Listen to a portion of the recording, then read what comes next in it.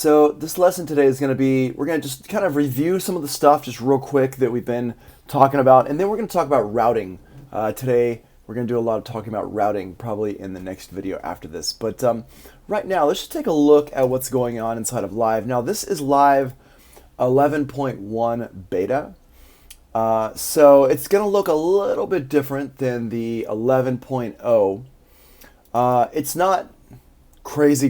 It's just there are some things that are a little bit changed. To be honest, I didn't love the way they had dealt with this section over here on the left-hand side in 11.0. I thought it was a little bit clunky and it took up a lot of space. And now what they've done is they've made it so it's more flexible and you can set things up how you want to have them set up. In 11.0, it was more fixed. Like you could open some things up, but in the original version of Live, up until 11, they had this area looked the same for years. They had the launch area, they had the clip area, and then they had the envelopes area. And it was kind of cool because you could open and close certain things on it. And then with 11.0, they made it so it was a little bit wider. You couldn't open and close as much stuff. There was like some things that were just always being shown. And now with this 11.1 beta, and I assume this is going to make it into the 11.1 actual release, these things here are more flexible. So you can see if you've got it set up like this, there's two sections that are always showing. You've got your regular kind of section over here, and then you've got this is like how it plays and everything, and you've got your notes section over here. It actually doesn't really show us any information about the clip itself. It doesn't show us the name or anything. Is that in here somewhere? No. Okay. It doesn't show us any information about the name of the clip, but if I pull this up, now, let me see. Where does it show us the name of the clip? Nowhere? Interesting. Okay. Huh. Let's see if there's like a view over here. I haven't expand clip detail.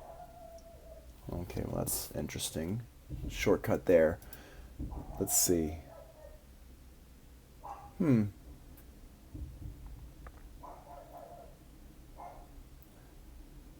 So expand clip, toggle clip, device view. That's just this here.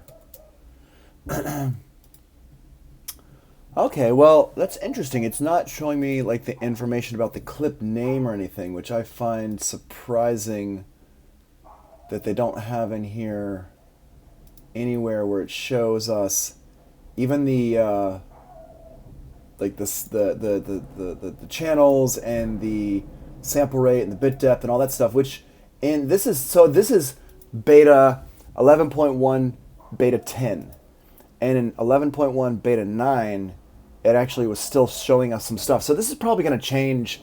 I'm going to assume this is going to change. It's continually changing. So let's see what it ends up being. But basically these areas over here, oh, that's really cool. We can shut that down too. So it gives us even more room. Oh, that's nice. Okay. That's cool. I don't know what this is. Hold on. What is this stuff? What's this? Show slide editor. That's this here. The slide. What is slide? Note slide envelope will only be using MPE capable. Okay, in which slides map to at least one of the instrument's parameters. Oh, interesting. Okay, so that's a new one there. Let's see, what is this? The velocity editor. That's fine. This is the release velocity. Okay. Interesting. They've got the release velocity here, which is kind of interesting. What's up, Vega? How you doing? Go. Boom. Cool. All right, so they got some new things they're adding in over here on the left-hand side. That's pretty cool. But right here, this clip area here, you can double-click that to kind of expand that so you can show or hide it right there. And in here, we have all of our clip information things. Now, if you're using an older version of Live, it's kind of look more like this over here. And let's just go ahead and take a look at what this is doing for us, all these different parts. What are they actually showing us? Okay, so I'm gonna pull it up so it's like this, and we're gonna go through and look at all of these. Let me just expand the clip up so it's everything, and we can click on all these just so we can look at what all these different areas are actually doing for us.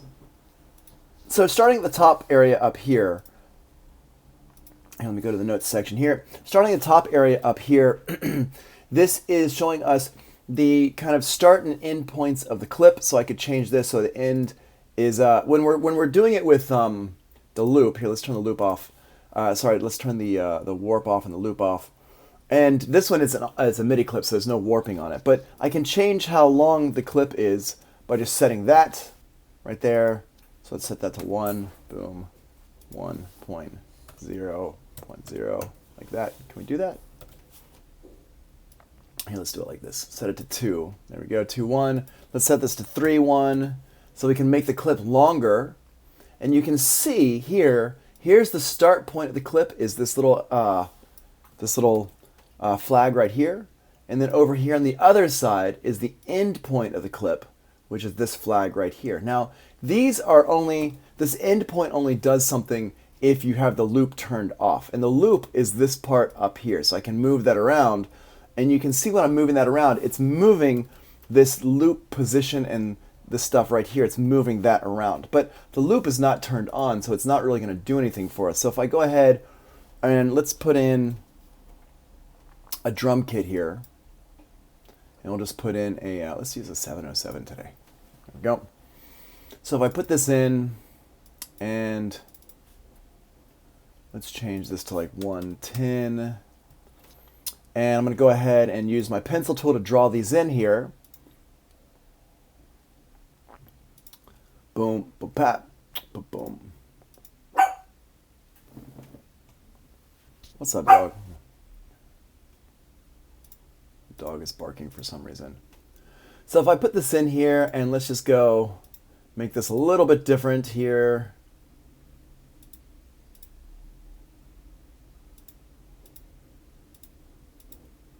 Boom, like that.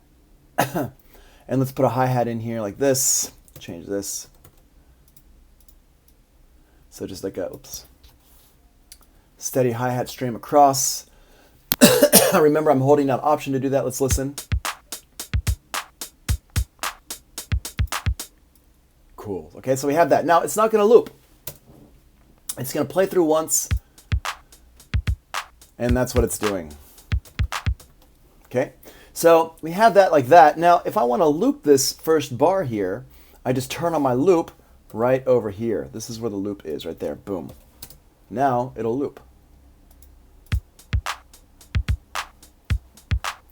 And it's going to loop for as long as I keep playing the set or until I hit a stop button up here in my session view, right there, like that. I can stop it. The track is still playing. The whole song is still playing, but this clip is no longer playing.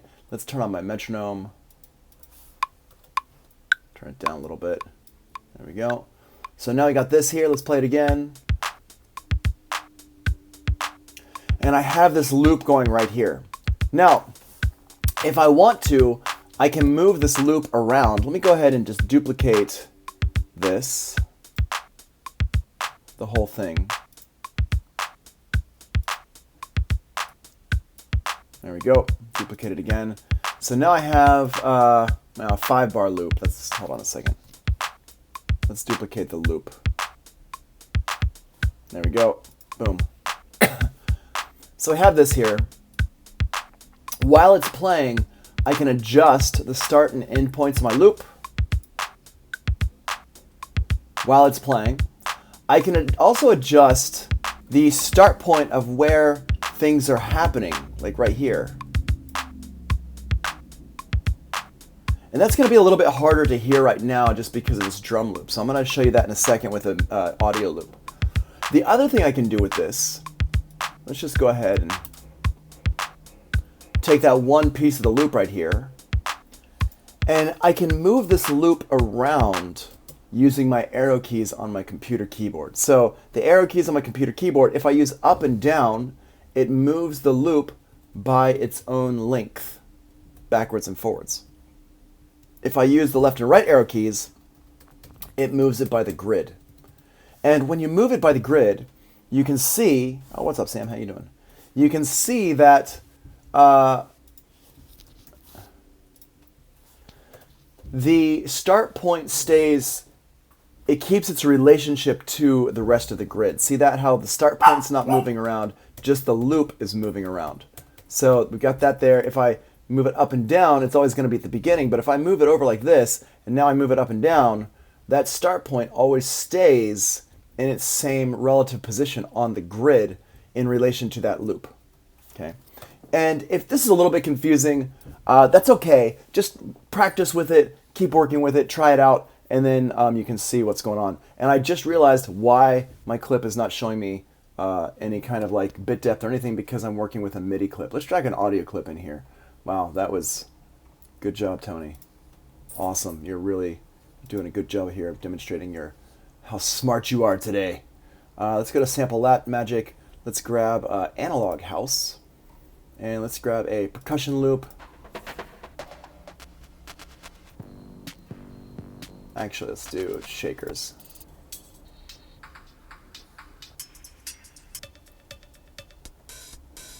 All right, we'll just use this one here, pretty basic. So now, there we go. Let's see what happens when we double click that. Okay, it still closes it down. That's cool, because now it gives us more, we can see more of what's going on, which is, I like that. I think it's new. It might have been in Live 11.0. I'm not sure. I've never double clicked that before. So now, here, this is an audio clip, so it shows us the name of the clip, the name of the wave, and it shows us also the sample rate, the bit depth, and how many channels it is, which is mono versus stereo. A lot of other things are basically the same in here, so let's just go ahead and talk about these. Let me go ahead and expand this up. A lot of stuff is basically the same. There are some differences between the audio loops, the audio clips, and the MIDI clips. So if we go up here to the top, first of all, it shows us our start and our end and our loop points. And again, this is it's the same in the MIDI or the audio clips. And actually, let's grab this one right here. This will be a little bit easier to show you some stuff. So, okay, so I have this one here. Now, if I want to adjust my loop points like this, we can see this. If I don't want to hear the whole thing, I can just grab this and just loop this. And this is like kind of like audio editing, but it's not actually audio editing. It's just looping different parts of this audio file within itself. And now I can use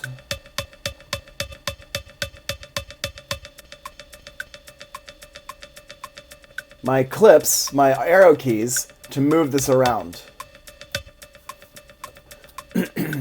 And if I have different files, and let's grab this one here, I can, you can show more or less of this.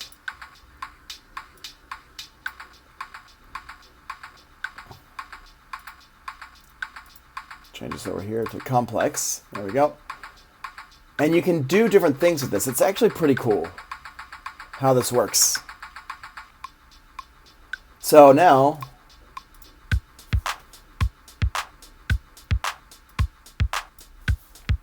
I can grab that part of the loop, or I can move it over for this part.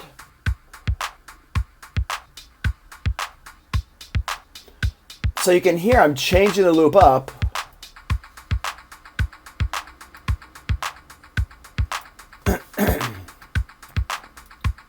Just by moving it around.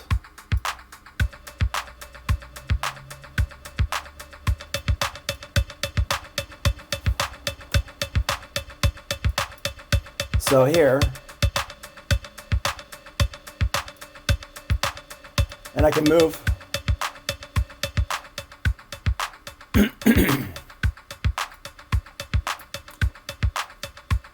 And so you can hear how different I can make these sound just by moving my loop points around. Here, let's make it a little bit of a weird rhythm.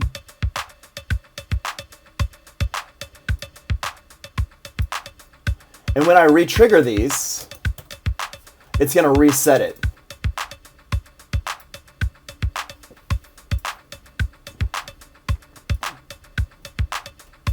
Okay, so that's just by adjusting my loop points of my clips here. And you can do that in MIDI or audio. It's actually all the same over here. Here's our time signature for the clip. Here is our groove for the clip, so I could put a different groove in. We talked about the grooves yesterday. The grooves are just basically quantizing, but you can quantize like swung notes and stuff like that. This is where this happens right here. If you want to add a groove into it, I can just click on this little circular button here and go over here. Let's grab a groove that we like. Let's just grab a basic groove here, 16th. There, double click it, and it will stick it into the clip right there. So now, if I listen to this one here, you can hear how it's like a little bit swung now. If I put it back to none, let me change these here to 16th notes. So here's some 16th notes, and we can hear this, how it's swung like that, right? So you can hear how it's swung. So that's just by adding a groove in here, right? There's that groove there. Put that back to 8th notes here. And you can apply this to 8th notes. Oh, thanks. You can apply this to, you can apply it to audio or MIDI. Okay, so here, for example, here's this one here. Okay, just do that. You can apply it in there. And you hear how it changes the audio the same way that it changed the MIDI as well. Okay, so that stuff there, the groove, these things work the same in audio and MIDI clips. Now, the one thing that you have to keep in mind with this is it's using these right here. It's using these transients to judge where to quantize. So if I had extra transients or less transients, for example, if I take this one out, it's not going to be swung anymore. But if I put those back in, see here how it's like swung again? So that's because it's applying the groove or any quantizing you may do or something like that to wherever these transients are. So for example, right here, there's no transient on this note. For whatever reason, Ableton Live didn't put a transient there. So we would have to put that transient in by hand using Command-Shift-I. So go ahead and put some in here like this. And now, because you can see some of them don't actually have a transient in there. And that's going to be a problem for when we try to quantize or whatever. So we have to go through and make sure that it's set up correctly. Whoops. Okay, so that's how that stuff works there with the audio. And with the MIDI, it just quantizes everything just like normal, so you don't have to worry about it. All right, so that's that part there. If we go further down to the launch section, now the launch section is, if you remember back, I mentioned about this global quantize here, and the global quantize allows us to launch all the clips at like the same time. So it's like any clip that's like set up for launching like that is going to be it's going to launch on the bar, and by default everything just launches on the bar. It's all set to global launch and the global quantize. So what we can do though is we can say, all right, let's go ahead in here. Let's do this. Well, I'm going to turn off that swung part there. There we go. Turn off the swing on this one as well. Okay, cool. Yeah, good. So let's go to this this cowbell thing, and let's say I wanted to launch it differently. I didn't want it to launch. I don't want it to launch on the downbeat. I want it to launch like on like a 16th note or something like that. So I can go over here to global where it says quantize. I can turn it off of global and put it onto 16th. And now whenever I hit it with my mouse,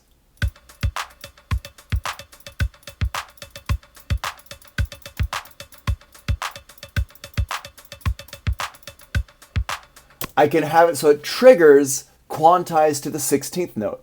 And this is really cool for if you're playing live. If you're performing live with Ableton, then this is really, really cool. It's a cool thing to do to change things up, to make things do fills or whatever. So let's go over here and grab a vocal sample here. Let's grab something from Sample Phonics and Angie Brown vocals. And let's just do a single phrase here.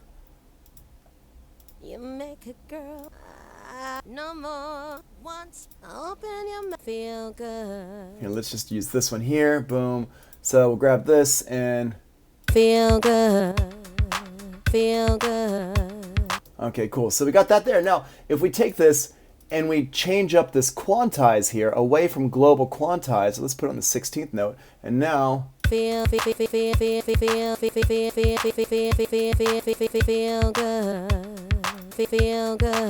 Right? So we can go ahead and trigger that in different ways. Now, I'm triggering it with the mouse, so I'm just like sitting here furiously clicking my thumb on my mouse. That's why it's like super weird. But we can actually go in and assign this clip using our keyboard edit mode right up here. We could assign this clip to a key on the keyboard. Don't break the mouse button. Yeah, thanks.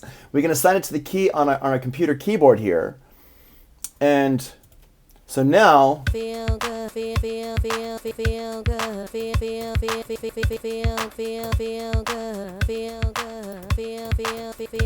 good. Right? So, and that works out pretty well like that. It kind of, we can then trigger it. You can also set it up to trigger from pads on your controller keyboard or whatever you want to trigger it from. You can trigger it from buttons, you can trigger it from pads, whatever you want to trigger it from. So you can set that up to do that. So this is kind of like, now we're getting into using Ableton Live as like a sampler. And then he says, "Don't break the mouse button." Yeah, I'm not gonna keep doing this. Thank you. But it's more my thumb. It's like, it's hard. Like if I had this, if it was on one of my index fingers, something would be a little bit easier. But yeah, this is also a very expensive mouse, so I don't wanna break this one. So I want to put this back in global mode. And then over here, we also have these kind of follow actions, these other things that are in here. So let's just take a look at some of these real quick that's in here. I'm not going to spend a lot of time on this, but this launch thing here, this is like a different type of launch mode. So for example, when the four of these here, let's put this down here, are by default, you could change this actually in your preferences, but by default it's set to trigger mode. And what that does is it just plays this clip from the start of the clip when you click the play button. It triggers it. And it's just, when you trigger it, it plays it, and then you have to hit a stop button somewhere to stop it. Gate is as long as you're holding down the button that you've got assigned to it. So I've got the A key assigned to it here. Feel good. If I set it to gate, let's set this to 16th note. So now if I hold it down, feel good. I can actually make it so when I hit the key on my keyboard, it plays it, and when I let go, it stops playing it. Feel good. Feel good. Feel good. Right? So it does it by gate. It's like a gate, like the keyboard gate that we learned about when we were talking about synthesizers. And it's going to quantize it to my 16th note because this quantize is set here for the 16th note. The next one here is toggle. What toggle does is it will play it when you hit the key, and it'll stop playing it when you hit the key again. Feel good. It's going to loop it. Feel good. When I hit the A key again, it's going to stop playing. So this is really cool if you want to be able to like have a whole bunch of loops on different clips, and you want to start and stop them with their play button there. Feel good. Feel good. I can just let this play like that, and it will toggle it on and off. Again, this is like, it's really cool for live performance. It's not really as useful in the studio unless you're setting up your studio to do like kind of a live performance capture type of thing, which I do know people who do that, and people who like to perform like that. They get all their stuff set up and they kind of play it live, and that's how they write their songs. That's how they kind of capture their songs. So it's good for stuff like that. And then finally down here is repeat. And repeat means that as long as I'm holding down the button or the key or whatever, it's going to repeat it according to this quantize right here. So I'm going to go over here, and if I hit it, here, let's go. I'm going to play it.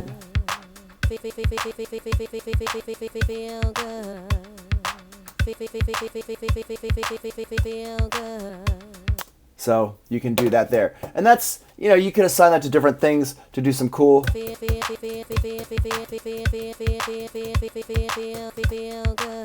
You know, you could do some stuff like that. If you do it too much, of course, it gets super, super annoying. So don't go too crazy with it. But it's cool for little breakdowns and things like that.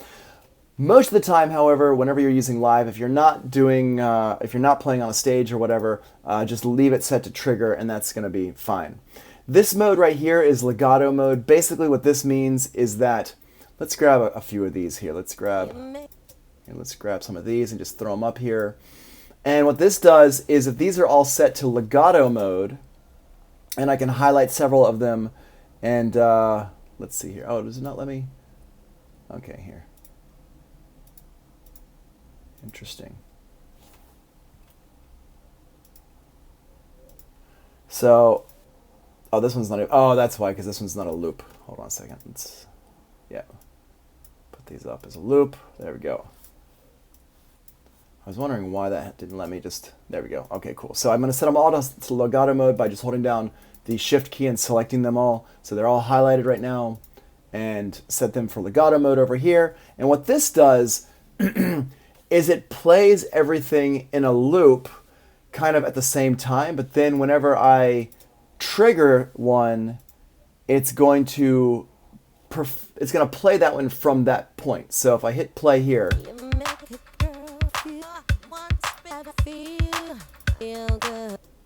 like that. Okay, here, let me grab, this one's in the wrong key. So let's grab another one in the key of D. Okay, here's this. Yeah, cool. There we go, boom. Legato, and set this one for the 16th note. And I'm just also going to make sure all of these are set, because these are all faster, so I'm just going to go ahead and put these all into Complex Pro. There we go. So now, if we click over here and we're looking at them,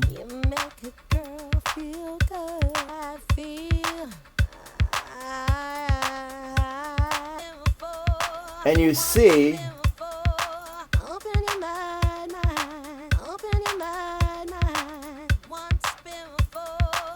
if I play, it doesn't make any sense. I'm just kind of showing you all this, and it doesn't, like, musically, it doesn't make any sense. But you can see where it's starting, like, halfway through it, and that's because they're set for Legato Mode. Now, some of you, if you've used Ableton Live for a while now, or whatever, like Sam, maybe you know this. I don't know if you know this stuff or not. But some of you might be going, I'm kind of lost right now. And that's okay, because this is a little bit more advanced. I just want to show you what there is there, so that when you do get a little bit more advanced with this stuff, you can come back and you can see what this is doing. You can be like, oh, okay, let's do the lesson. Let's check out the lesson on clips and follow actions and stuff like that. And this will kind of explain what's going on. All right, so the other thing this is cool for is for longer loops, or like, I guess, percussion loops and stuff. So let's see if we can find something. Let's see. I don't really have loops that are super long in here. Most of them are only like two or three bars, and they're pretty repetitive, so it's not really gonna sound that cool, I guess. But let's go over here down to the bongo tech stuff. Let's see, where's the bongo tech? This has got some bongo things in it, and 110.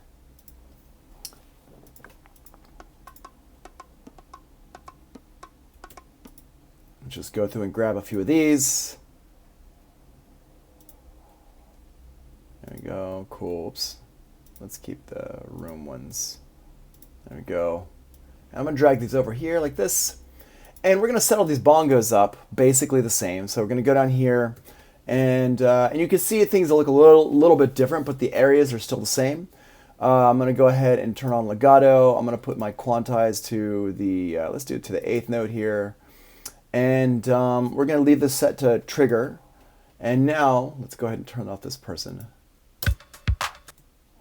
Let's go. Let's actually, here, I'm just going to keep the metronome on. And I'll hit play on this.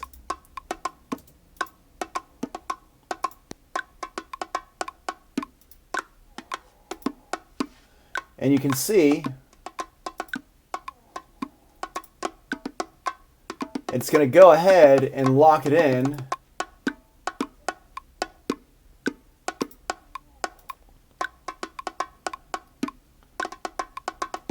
And some of these work better because these are actually not quantized. So what I might want to do, if I really want to lock these in, I would go ahead and quantize these. Let's go ahead and quantize them so they're locked in here. I'm just going to go ahead and quantize each one. The way we can do that is just by clicking down at the bottom and hitting Command U. It's going to quantize them automatically to my 16th notes. And you can see some of them are moving a lot, some of them aren't moving at all. One thing that's nice though about these is because they are bongos and it's just a bongo, Ableton Live has a pretty easy time of detecting the transients in here. So let's go ahead and play that again. And actually, one more setting here that I'm going to change is this warp over here. I'm going to set it to no looping here. There we go. Boom. Let's go ahead and play this.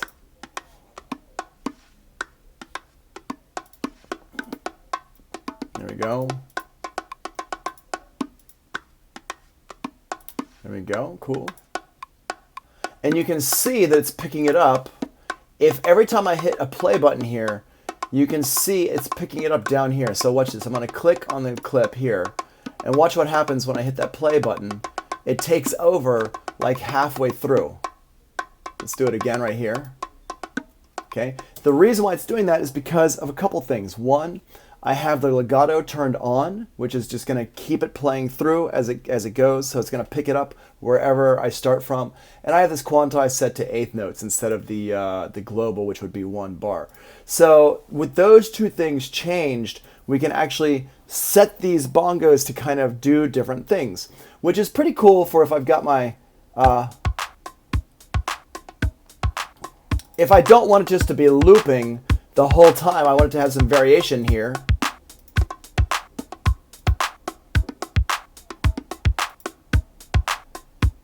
This is a way that you can get some loops going.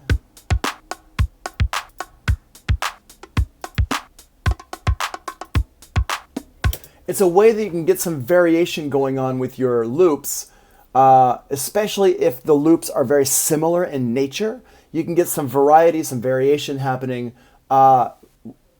like just by setting them up and setting these settings here. Now, that's pretty cool, but this other thing I'm going to show you, which is called follow actions, will allow me to set it up so Live will do this for me. Okay, I don't have to do anything. I just have to trigger one, and Live will automatically play and switch these clips for me. And that's right here called follow action. So if I click on my follow action button, let me go ahead and make sure they're all selected. You got to make sure that everything in your little group here is selected. Now, the way follow action works is it works by groups of clips. So for example, if I have these set here, and I have these square ones, square bongos set down here. Now, see how these are separated by a space right here? So these follow actions are not going, like if I push play, it's only going to play this within this group right here, and this one will play within this group up here. They're not going to cross-pollinate the groups, okay? So in order for them to cross-pollinate between the groups, I'd have to put the groups together like this. So you just put a space between them, or more than one space, however many spaces you want, and you can get these to be grouped together. Now what's really cool with this, I'm going to go ahead and set up my follow actions for all of them at the same time. Set them all to legato, set them all to the eighth note, and let's put on a follow action here. And the follow action, what this is going to do is I have some different actions here, and we can see you can go between these over here, this one, or kind of in the middle here. And our selections are, we can do no action, which is nothing. We can make it stop, which will stop the clip. We can make it play the same clip again.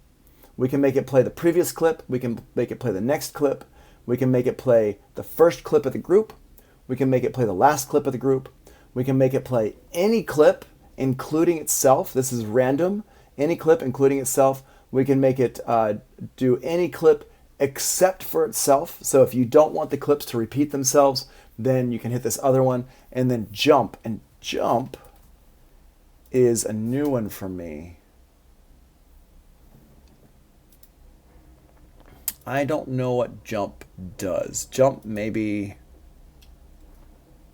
skips one. I'm not sure. I'll figure that out later. But it's because that's a new one. And over here is, what does this linked do? Is that linked?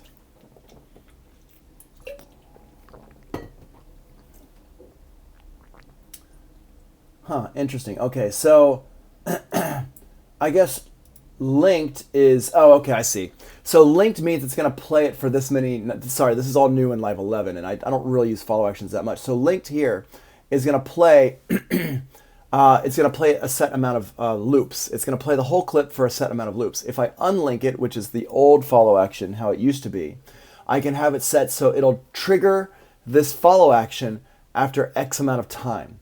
And the time is set right here. So this is 1 bar. So let's set that to 0.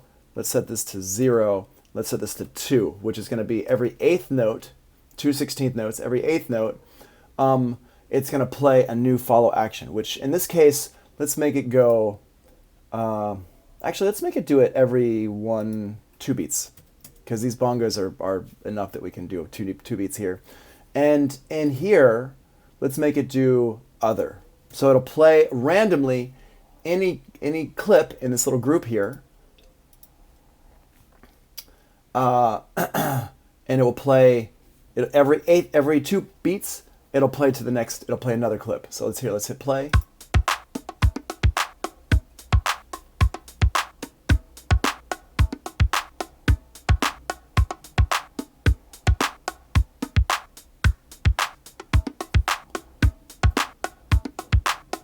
And that's really cool, actually, because that means that now we can put these different bongo loops together and then just set up some follow actions, and Ableton Live will generate new stuff for us. I really, like, I don't use the follow actions enough. Every time I talk about them, every time I show them to somebody, I'm like, these are really cool. And I do use them sometimes, but I don't really use them that often. And we could set these two together. Here, let's just listen to these down here.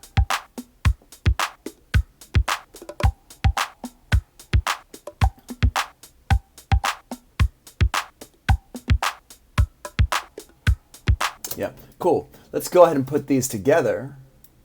And now,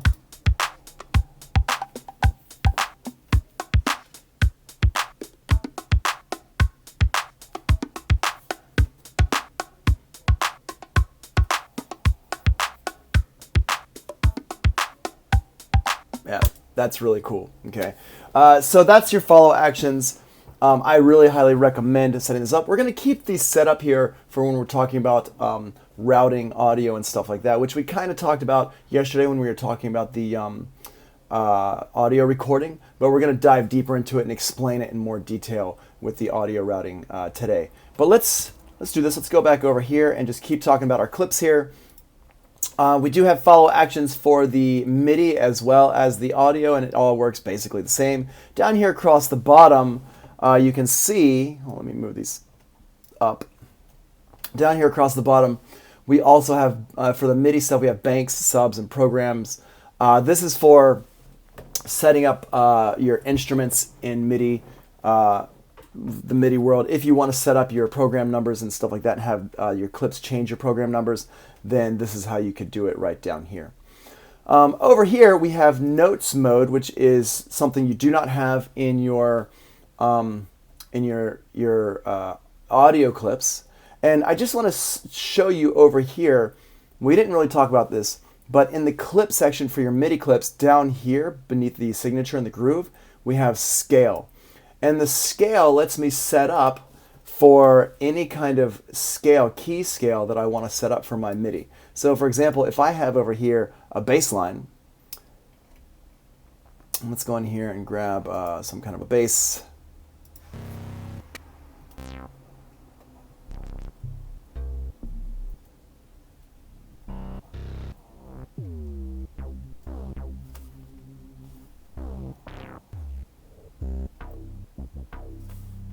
Okay, let's grab this one right here, drag that on there, and in here, I'm going to go ahead and stop my bongo clips from playing. If I set this up, let's say I want to be in the key of F minor, and I'm not somebody who really knows much about music theory, I just know that I want to play in the key of F minor. Why not? Maybe I'm a DJ and I see lots of songs that I like are in the key of F minor. All right, So what I do is I just go over here to my scale, I click on the scale button, I set this to F, I set this to minor, and now I set this button here to scale.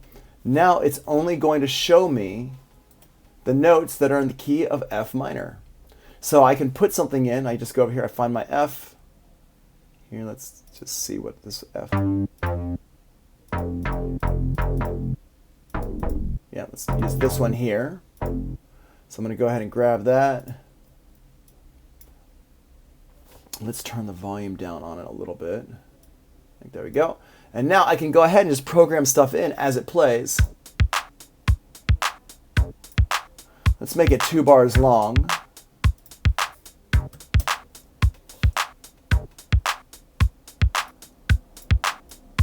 There we go. And I can just program it as it goes. And just, you know, just see what it sounds like here. And I'm just going to program in some notes here and just see what the sound sounds like. Okay, that sounds pretty cool. And repeat that a little bit.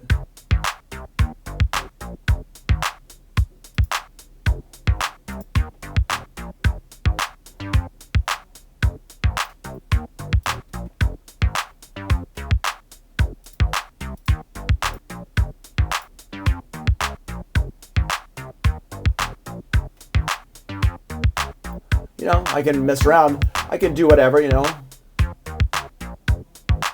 and just see what this sounds like and just kind of program it and just, you know, go and say, okay, cool, I like that. You know, maybe I like it a little bit. I'm going to duplicate it, play this next one down here. Get rid of some of these.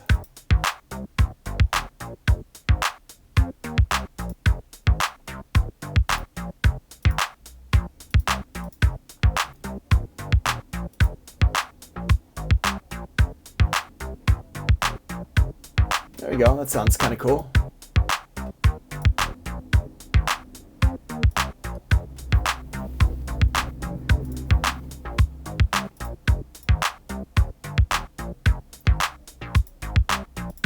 Change some of this around. But we're all in the key of F minor. And I know I'm in the key of F minor, and I can just plug it in here. I know there's some people here that probably, I think it's Malik, I think it's you, right? Don't you use FL Studio a lot, or you program a lot of stuff in FL Studio, and I think you said you use the scale functionality. I'm not sure who I remember was talking about the scale functionality in FL Studio. It was you. Okay, cool, yeah. But here it is in Ableton Live. In your MIDI clips, you just go over here on the left-hand side where it says clip, click the scale button, put in the number, the letter of the scale, whatever scale you want it to be, put in the type of scale you want it to be, and then just push the scale button here, and it will put in the scale you've got. Now, the fold button next to it, so it's just the notes that you've got programmed in here. So if all you want to see is those notes, and this is good for drums as well, I've got the fold button already turned on for my drums, but if I click on this here, you can see it's just going to show me what my notes are for that. So what notes I'm using. Now, the other cool thing is if I have, let's say I've got 2 MIDI clips here. Let's put a piano sound in here. Oops, hold on a second. Let's go down here, grab a piano sounds, piano, some kind of a keyboard sound. It doesn't have to be a piano sound. Yeah, that's fine. So we'll use that one right there, drag that on here. Now, I put a clip in here, and let's make this clip be also 2 bars. So I just go over here, click on this part here, and make it 2 bars. Now, what I can do is I can hold down Shift or Command, whatever I want, and select both of these. Now, if I make it so my clip takes over my whole screen, I can actually see these clips are my bass and my keyboard here. So, oops, I can go in here, not that. I'll zoom in on these a little bit. And I can go and I can use this to program in notes on either or of these. So for example, now if I want to see my my bass, but I want to program on my keyboard, I can go ahead and do this and program these notes in so they match. Let's go ahead and play that. Turn it down a little bit. Oops. And this one here, I'm going to turn this upside in. Hold on. Got to make sure that you click on both of them. Hold down one and click them. There we go. And now in here, go to that one there. Boom. Put this up a couple octaves there. And I can make it so it's the same note as my bass by putting it on top of the bass. And you can use your arrow keys and your shift keys to move the notes around. So for example, if I click on this note right here and I just want to move it around, I can use my arrow keys. I can go up and down. Or if I want to just move it by octaves, I hold shift and I move it up and down like that by octaves.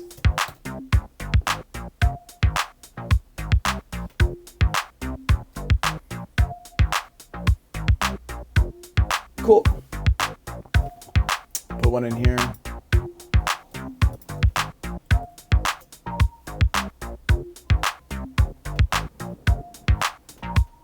And by doing it this way, you know that your song is going to make sense musically, key-wise.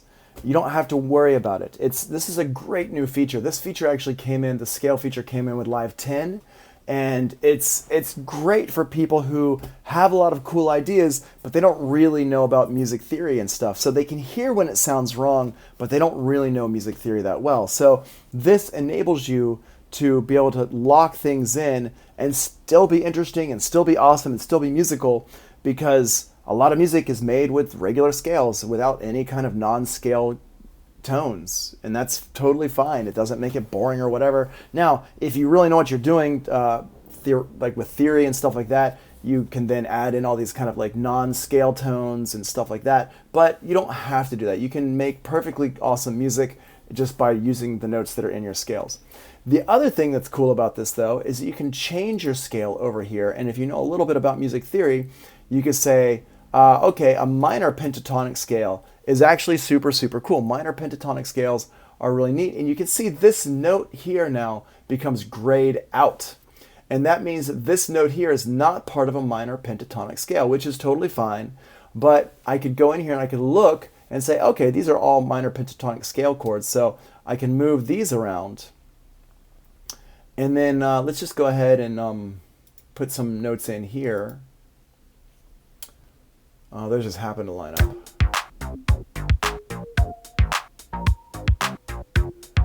And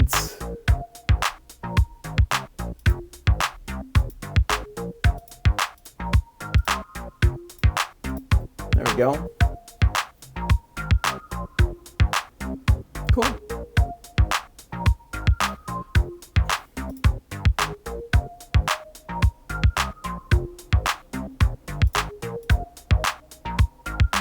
Cool. I'm going to keep it with my bass line here.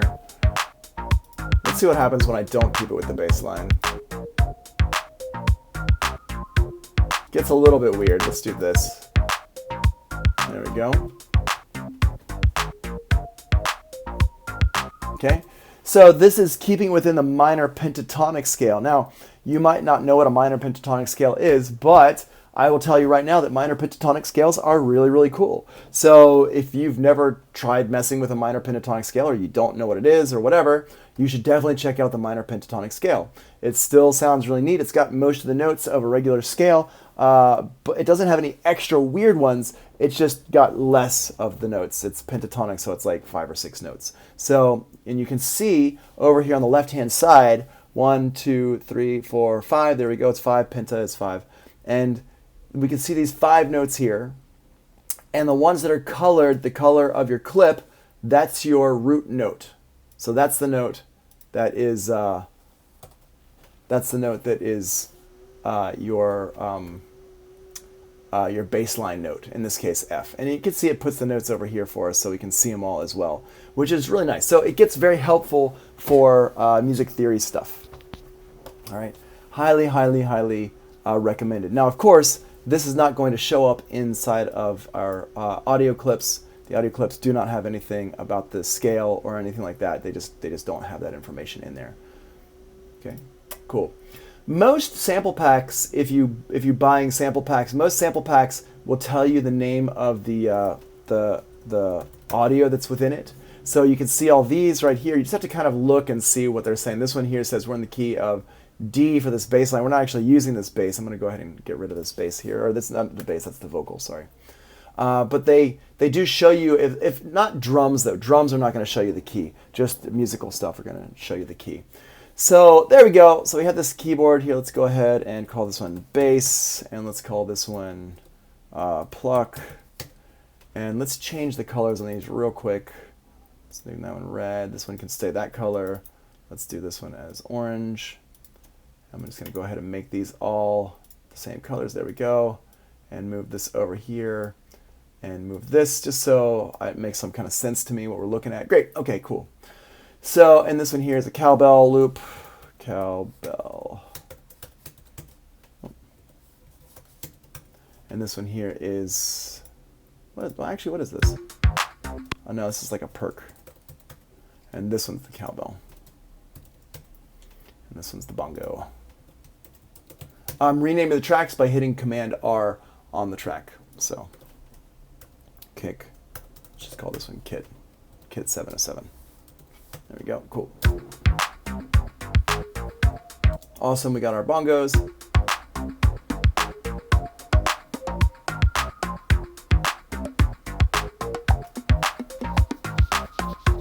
Yeah, this bongo sounds super cool, right? Okay.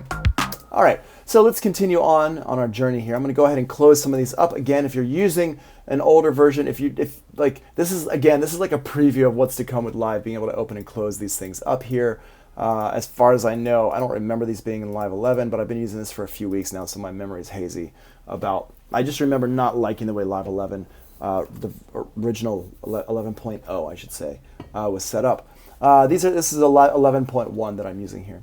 So then over here we've got notes. Now this is for your MIDI stuff only, and in here there's a couple things. Some of these are in the audio clips as well. This is half time. This is double time. So this will make it go faster and slower. If I hit double time, it's gonna be slower. So here, check this out.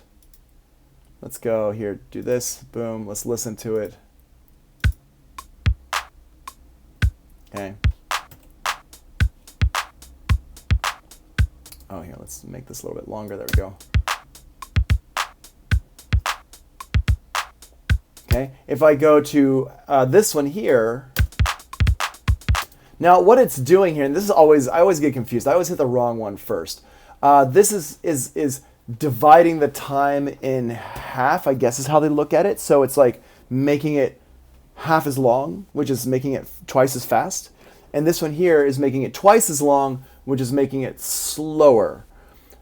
I guess is the thinking behind it.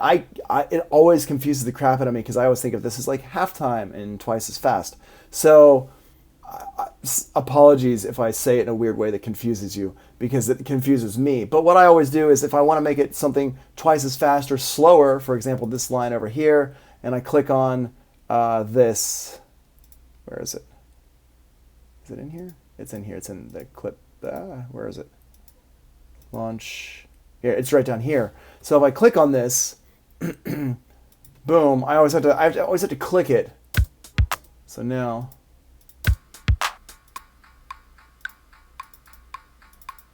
where are we? I always have to click it for it to make some kind of sense for me. So let's put that there. Yeah, that's how that works, right? So you can hear like that or like this, right? So just, click it and figure it out, like, okay, I want to do this, but just know that you can do that, which is a really cool little feature there.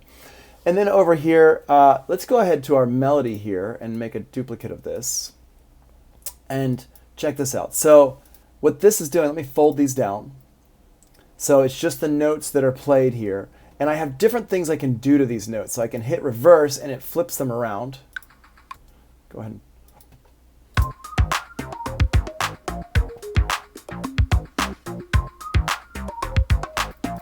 it's the melody backwards.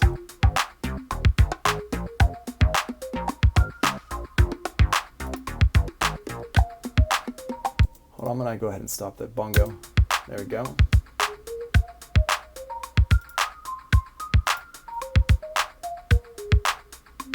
Which is pretty cool. Sounds really cool flipped backwards.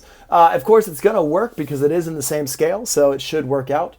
We can also invert this, so I can click on this here. Let's pull this down like this. Let's invert it, which is going to flip it up and down like this. There we go. Flip. Oops, hold on.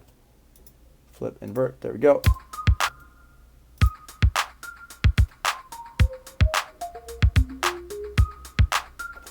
So these are just little things that we can do to kind of get our melodies changed up a little bit.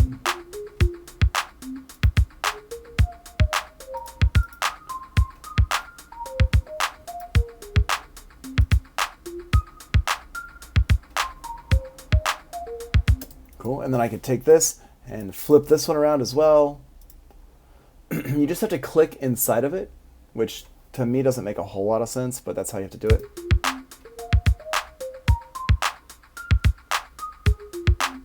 Cool, okay. And so now we have these different versions of the same kind of basic melody. They're all connected together, but they're different. And then we can also take it and duplicate whatever's inside here. So we can just duplicate that to make it twice as long. This is great for like drums, for example. If I go over here to this drum part, here, let me just go ahead and crop this out. If I go into this drum part and I want to, let's say that, go ahead and stop you for a second. Let's say I want to take it and I want to make it twice as long, but I want to put a little fill on one of them. So I just hit duplicate here, and now it duplicates it out. And now I can just go ahead to the second half and put a little something something on here. There we go.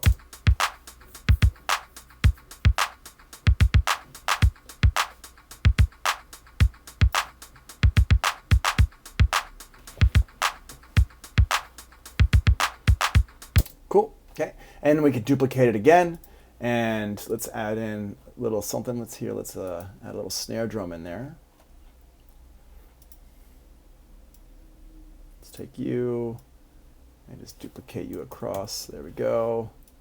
Pull the level down on it a little bit and make that a little bit different there. So now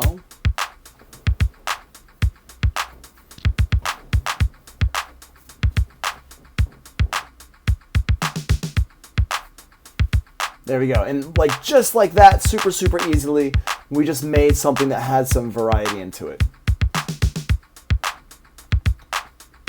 Okay, and you could keep doing this. You could keep duplicating it out because we're only at a 4-bar loop right now, so you could duplicate that out and get rid of that and duplicate. Whoops. Boom. There we go. So we got that there. Yeah, cool. I'm going to turn that one off by hitting the 0 key.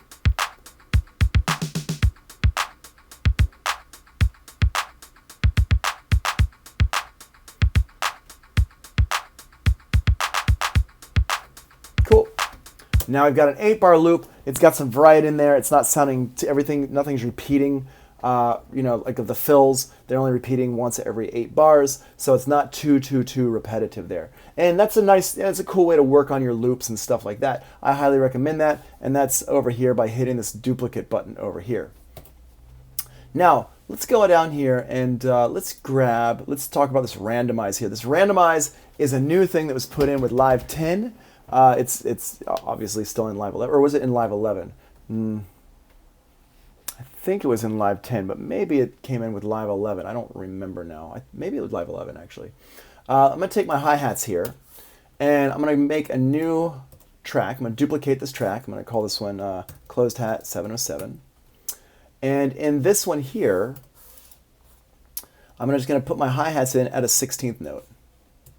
So there's my hi-hats at the 16th note. And I'm going to take these, and this here, it randomizes the velocity. So I'm just going to put the velocity up all the way for these, and I'm going to randomize this velocity there. And now if we listen to it,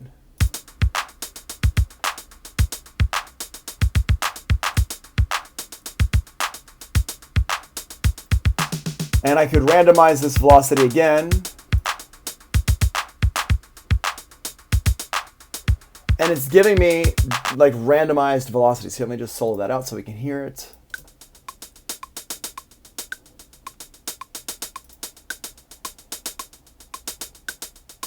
And so I'm telling it here, I forget what these numbers mean. This one here is the amount of randomization, and this one here is the range of the selected notes.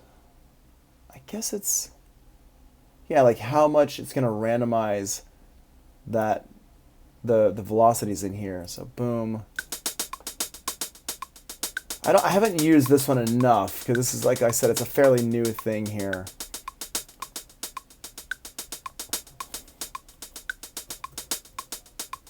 Oh, that's cool. There's some shortcuts in here for stuff. Option 1, 2, and 3. Oh, that's cool. Okay, nice. All right. So in here is our velocity range. Now, this here gives, I guess it gives us like a random velocity range for each note in here. I think, but don't hold me to that. Check it out for yourself. Let's go ahead and put this back to velocity of just everything being the same. Pull these down and set these for like this. Let's see what happens. Oh yeah, okay. It's giving it like a randomized velocity here. Let's turn it down even more like that. There we go. Yep. So that's that one there. Now, here's a really cool feature though, is this chance button right here. And this chance button, I don't know, button's not the right word, chance control. And the chance control down here allows me to set these up. Here, let's set up our chance down here and pull these down. So it basically is telling it the percentage of a chance for that note to hit, for it to play. Okay, so if I go through here and I just turn up all these, let me just turn these up one by one. Whoops, let's do it. There we go. So it'll play my eighth notes.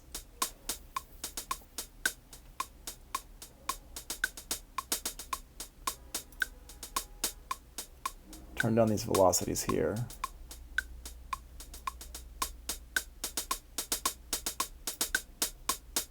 And you can hear that it's like these notes are playing sometimes, but not all the time. I'm just going to shift click several of these and turn the velocities down on these.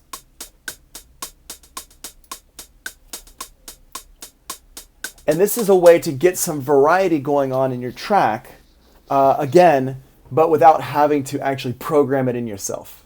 So this is another really cool way to just kind of get it playing some like extra little hi-hat bits sometimes.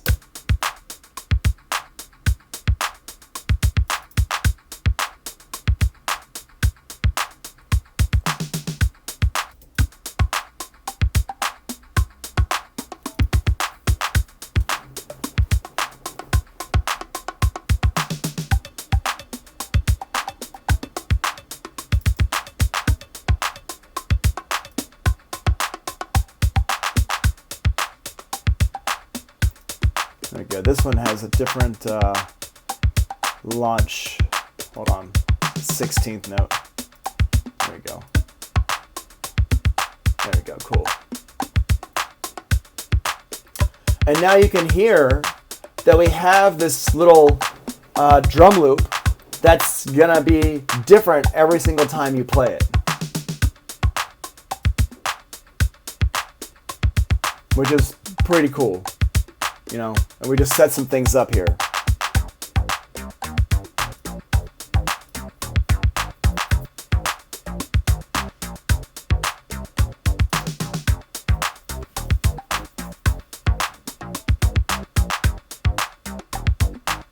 And now I can pull this one in here.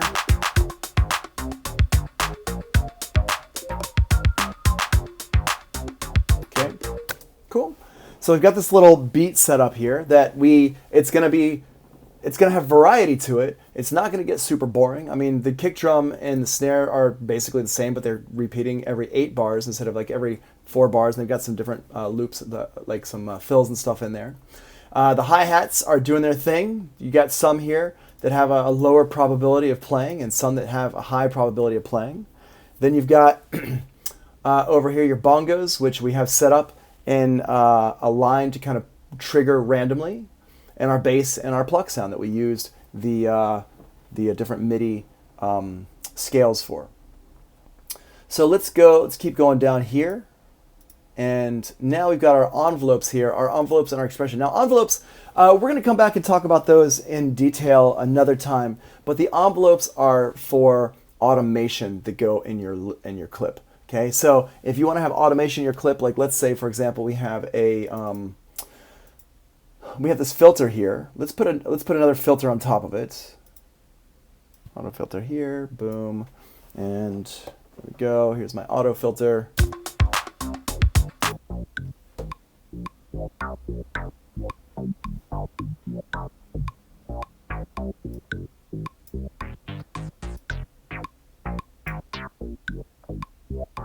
And if I want to record that in, all I have to do is go in here and say, all right, let's go ahead and record our automation in, and then I just hit go, and I can hit this, our session record overdub here. Now whatever I record, whatever I move is going to record in that automation.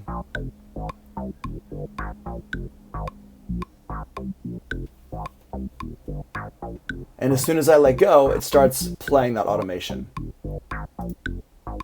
And that automation is recorded in here into the clip envelopes, and there's my automation that I just recorded in. Okay? And this is what the clip envelopes do. Now, I'm going to just leave it at that because the automation deserves a whole lesson on its own for really doing a deep dive into the automation and explaining that. So I don't want to go into it right now, but that's what this envelope section over here is for this right there. So there you go. Let's go ahead and stop that recording there.